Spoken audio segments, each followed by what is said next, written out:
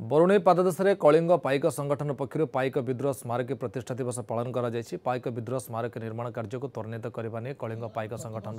कर्मकर्ता मैंने परामर्श देते। शिक्षाविद भीमसेन प्रधान सभापतित्व बैठक अनुष्ठित होती कलिंग पाइक संगठन संपादक कृष्णचंद्र हरिचंद परिचालन कर ऐतिहासिक सत्यवादी बलियार सिंह शिशिर परिड़ा शक्तिशंकर मिश्र समरेन्द्र बलियार सिंह प्रमुख कार्यक्रम में सामिल होती। समय बहुत विलंबित हो जाउची एठारे एक विराट कार्यक्रम करा पाइक स्मारकी स्थल में 2,500 कोटी टंका घोषणा करने केंद्र सरकार स्थिर कर आमे आशा करुँ बरुणेई